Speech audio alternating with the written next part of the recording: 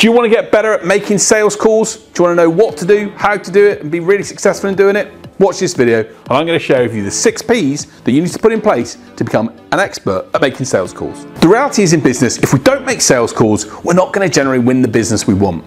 And many people are afraid to make calls or don't want to make calls because of a number of reasons. And I'm going to share with you what you need to do to overcome that. But the first thing I'd say to you is this: if you think you can get sales results by just doing email and a bit of social, I think you're wrong.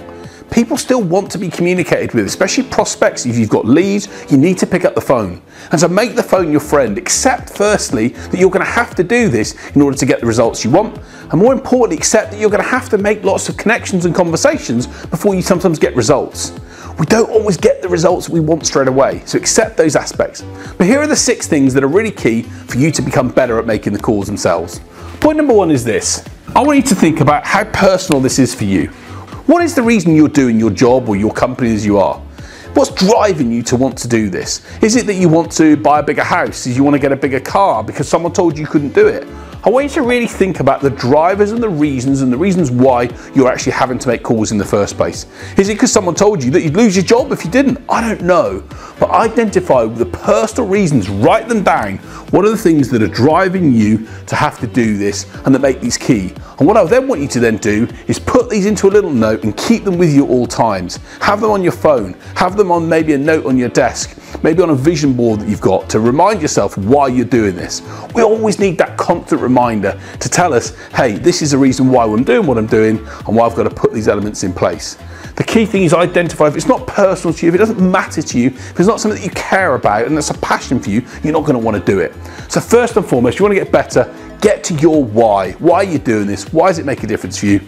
Write it down, note it, put it in place, and let's start to use that when we start to then have those difficult, doubted moments, which will naturally happen as part of the process of making calls. By the way, what are the methods you use to build your own confidence? Let me know in the comments. I'd love to know your thoughts of what works for you and what gets you going and gets you in a great place to make calls themselves. So point number 2, around making great sales calls, and the second P is to prepare. I see so many people that make sales calls or think about having calls and then they just go, oh, I'm not sure what to say and I think I might wing it. They haven't got any idea of what they're going to do and how they're going to put it in place.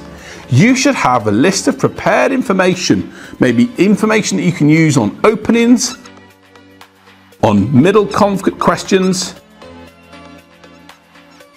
and on objections that you can put in place to prepare for the eventuality of the call that happens. You may not get to need all these, you may not require them, but the reality is if you fail to plan, you plan to fail. And the reality is nothing more true than that when it comes to sales calls. If you want to be successful at calls, you've got to put that little bit of time in. Give yourself that half hour initially to write down what you might say so that you can know how you're going to say it, or more importantly, there's loads of resources or videos on my website where I give you some ideas on what to say. But the key thing is write them down so you know what you're going to do and how you're going to approach different scenarios. If you prepare and know how you're going to approach it, you're in a far better position to ensure the call goes well. So the third point, and this is a bit of a strange one, but you're going to like it, I think. And that's develop a playground. You might think, what the heck's a playground? So a playground, when you want to make sales calls, is some old leads or some people that you don't really want to work with, or some people that you've maybe got that have had leads in the past, you just try to follow up and utilize maybe some of the phrases or information you've used just to see how you get on.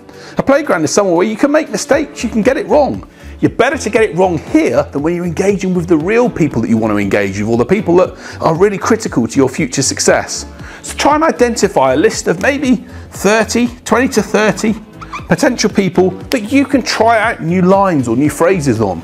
People that you're, again, if you win some business, if you get us next stage there, it's a bonus. You're not expecting it. It's a playground to have a little bit of fun with. And if you start to then relax and think that, hey, these are open goals, we can, it doesn't matter what happens here, we're not going to lose anything, you'll be amazed at how it can enable you to approach that call in the right way. Developing a playground or a list of people that you can use. Sometimes lists that I've used are customers that I've maybe done business with in the past that no longer work with me. If I want to try a new phrase or outline, I'll ring out them. I don't expect them to say yes. I've got nothing to lose. Playgrounds are really simple because what it it enables you to do is practice, as we'll talk about in a moment, and get familiar with the phrases to then use them on the customers and prospects you do want to work with. So leading on from point number 3, and you might guess what point number 4 is. Yep, it's that word called practice. If you want to get better at something, whatever you do, you've got to practice it. I don't have any leader in anything they do in the world that hasn't spent some time doing the graft and the hard work they need to. And if you want to become better at sales calls, the best way to do it is to practice. Maybe you've got a friend or a loved one or a colleague that you can practice with.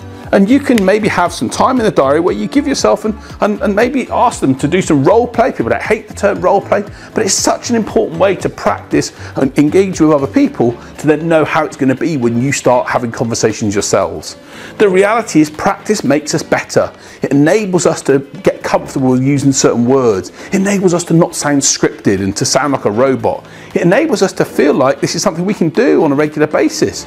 The reality is if you practice and use it with a friend or colleague and put it into your diary to practice on a consistent basis, you're going to get better at what you do.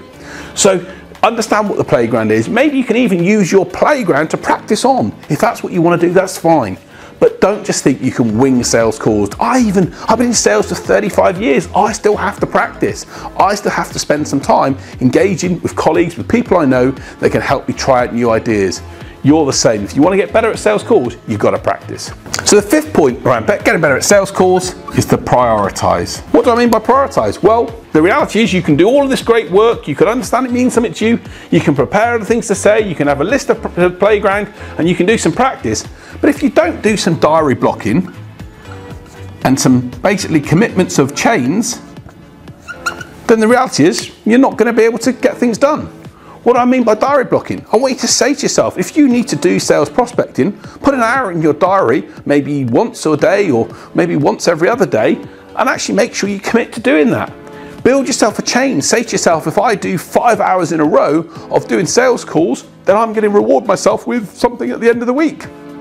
Give yourself mini targets or mini bonuses to use in order to do that, or build yourself a consistent chain, then try and go as many days as you can while doing what you're doing. The reality is we have to make time in our schedules to do this.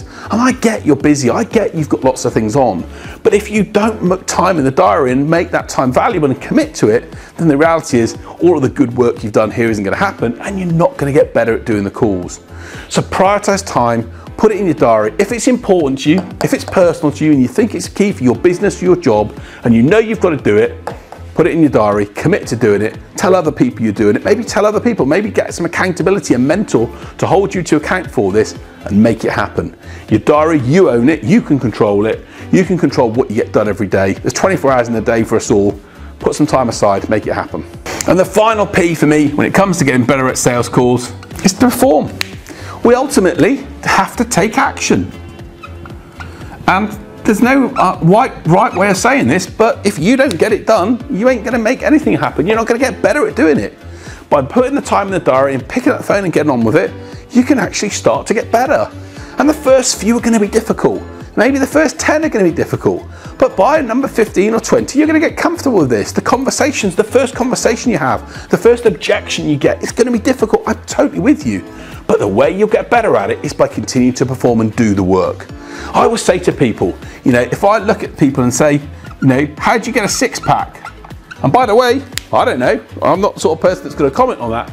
You get a 6-pack by doing sit-ups consistently for days and days at a time and eating well, rather than just doing something for 1 or 2 times and then forgetting about it.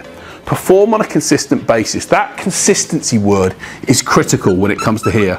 It's not the conversations once or twice or 3 times that are going to work. It's the things that you do day in, day out to make sure that you perform, make the calls, make the connections, make the conversations that are going to take you from where you are right now, which is in a place of feeling uncertain and unsure about calling, to be in a position where it becomes second nature to you. So look, these are the 6 P's for me about getting better at sales calls. But what are your thoughts?